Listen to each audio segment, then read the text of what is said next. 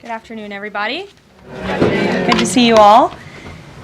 The thoughts and prayers of the entire White House remain with all of the Catholics around the world who are mourning the death of Pope Francis. Pope Francis touched millions of lives and dedicated his life to serving the Catholic Church. As a mark of respect for his memory, President Trump ordered flags be flown at half-staff, and he will be traveling to attend his funeral in Rome. The president will depart from Washington on Friday morning and return to the United States on Saturday evening following the funeral service. I can also confirm the dates of the president's trip to the Middle East. He will travel to Saudi Arabia, Qatar, and the United Arab Emirates from May 13th until May 16th. And on Thursday of this week, President Trump will welcome Norwegian Prime Minister at the White House for a working visit. The two leaders will discuss trade and regional security. This will be the 13th head of state visit of President Trump's term already. At the border, President Trump continues to deliver on his promise to make America safe again. The Wall Street Journal captured the Trump effect in a recent article. Border crossings grind to a halt as Trump's tough policies take hold. U.S. Customs and Border Protection recorded its lowest southwest border crossings in history in March, and we're seeing the same successes at our northern border.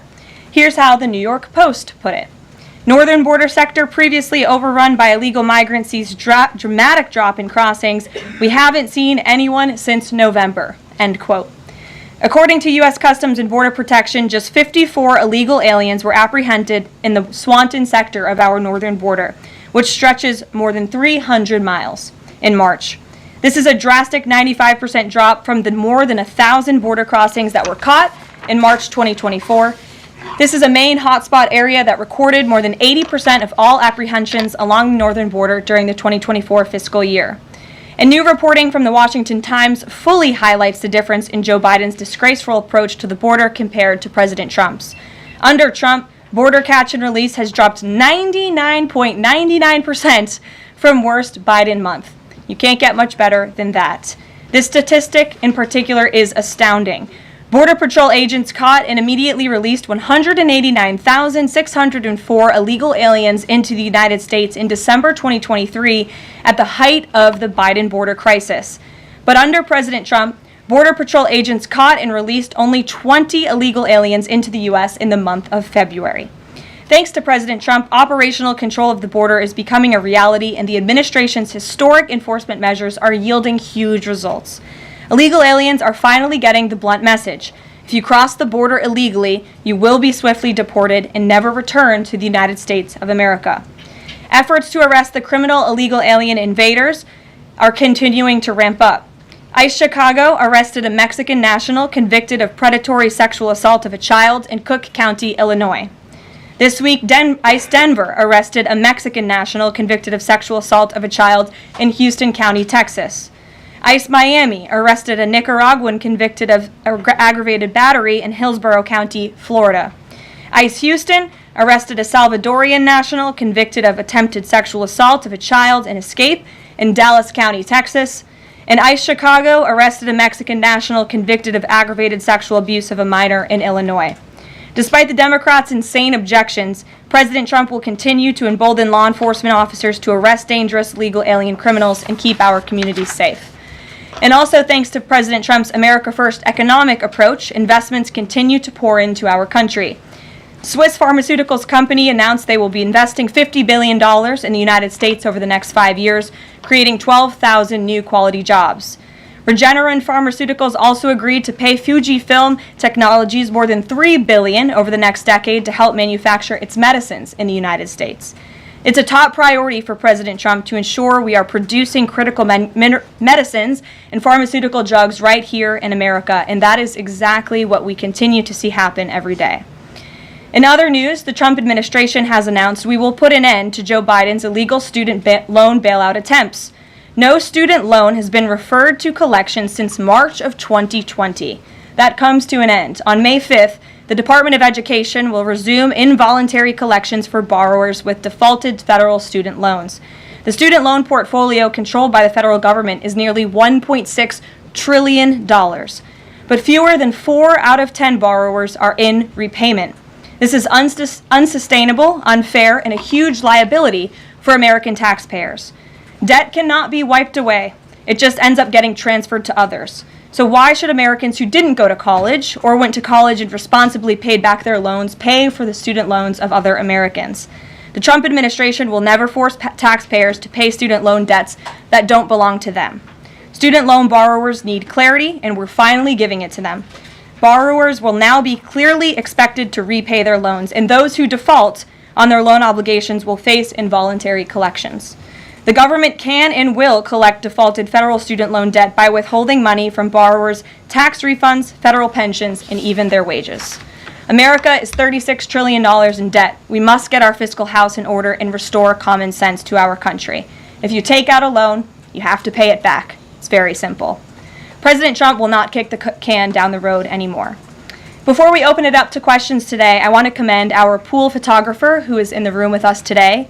ABC News photojournalist Melissa Young is retiring after 44 incredible years on the job, covering here at the White House.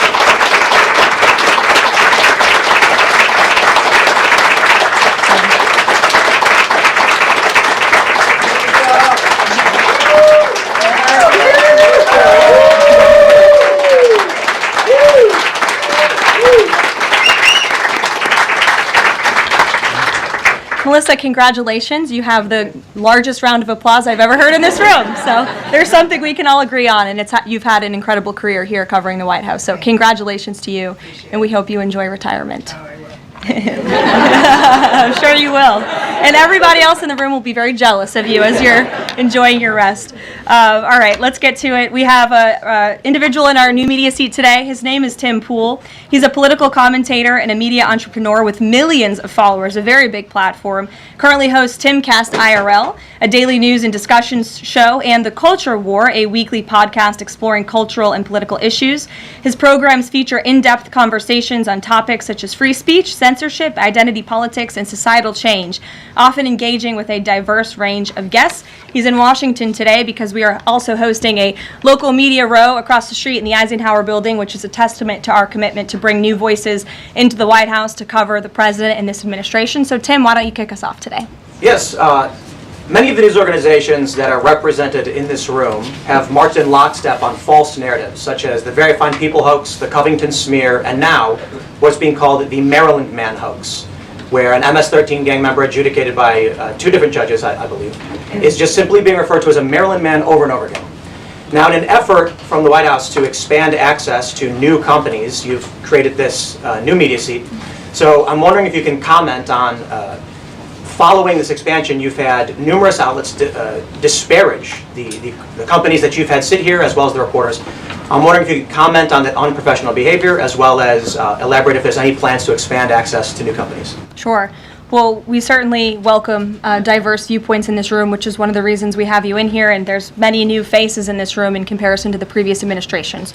We want to welcome all viewpoints into this room. We welcome unbiased journalists who really care about the truth and the facts and the accuracy, and you rightfully pointed out the Maryland Man story, which I, from this podium, when The Atlantic published it, on that very first day, I came to this podium and said, this is wrong. The press in this room have this story wrong, and we have seen more and more evidence come to the table that we have had all along. We were always right. The president was always on the right side of this issue to deport this illegal criminal from our community. And it is despicable to see the media continue to refer to this individual as someone who is just a peaceful man living his life in Maryland. This was and always has been an illegal criminal, an MS-13 gang member, and a designated foreign terrorist. And the administration maintains our position to deport these individuals from our community. So thank you for being here, Tim. It's great to see you. Thank you. Dasha, why don't you kick us off? Thank you, Carol. You're welcome. I really appreciate it. I have two questions, one on the Pentagon and another on the economy. You said on Fox News that the entire Pentagon is working against Secretary Hegseth, but the people who were fired were Hegseth's own guys. So how do you square that, and what do you say to concerns that that's bad management? They were Pentagon employees who leaked against their boss to news agencies in this room, and it's been clear since day one from this administration that we are not going to tolerate individuals who leak to the mainstream media, particularly when it comes to sensitive information. And the Secretary of Defense is doing a tremendous job, and he is bringing monumental change to the Pentagon. And there's a lot of people in this city who reject monumental change, and I think, frankly, that's why we've seen a smear campaign against the Secretary of Defense since the moment that President Trump announced his nomination before the United States Senate.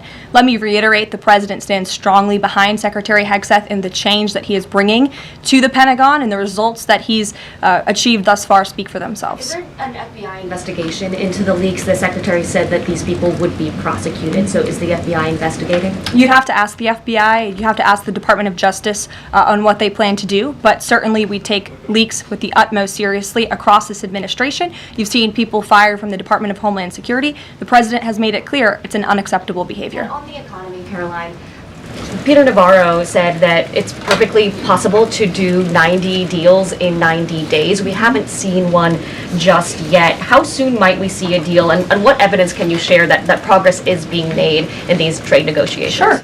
Well, I spoke to our entire trade team this morning. There is a lot of progress being made. We now have 18 proposals on paper that have been brought to the trade team. Again, these are proposals on paper that countries have proposed to the Trump administration and to our government. You have Secretary Bessent, Secretary Lutnick, Ambassador Greer, NEC Director Hassett, and Peter Navarro, the entire trade team, meeting with 34 countries this week alone.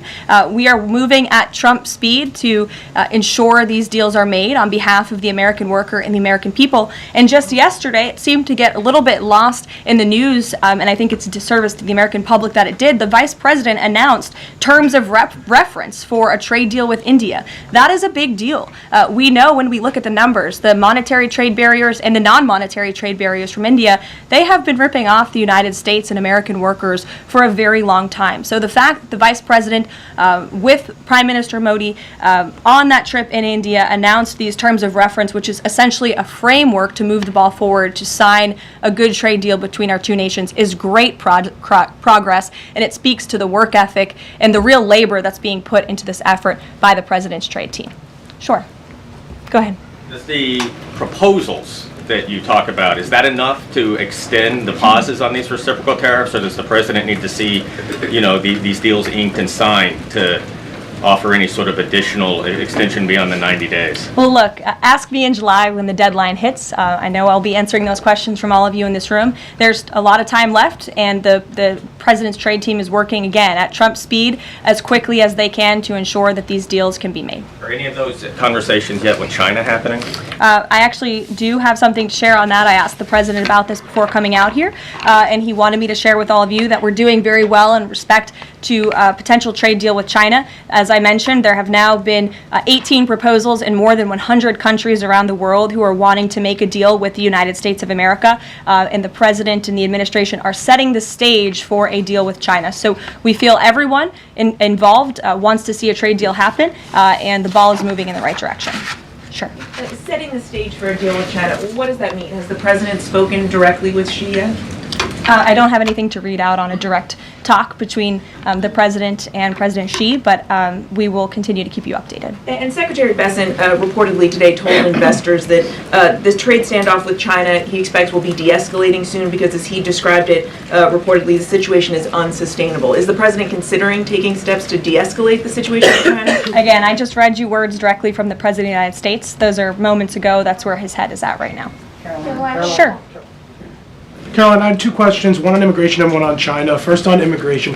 Roughly how many illegal immigrants and aliens do we have in our country, and how many does the administration plan on deporting? Sure. Well, you'd have to ask the Department of Homeland Security for a specific number, but we suspect it's definitely in the millions, perhaps upwards of 20 million people that were allowed into the country illegally by the previous administration.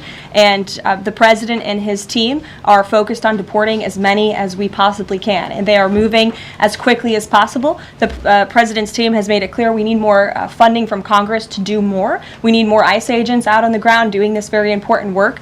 And we also need rogue district court judges to stop acting as judicial activists, trying to block the administration from deporting illegal criminals from our nation's interior. Absolutely. The American public elected the president to do this, and he's following through with that promise. And we have over 250,000 Chinese nationals in our country right now on student visas. Does the administration believe there's any national security concern when it comes to those over 250,000 Chinese nationals in our country? Well, as you know, when it comes to foreign visas, the Secretary of State has the right to revoke visas of those who we feel are acting in a adversarial way to our foreign policy interests here in the United States. He has that authority according to the Immigration and Nationality Act.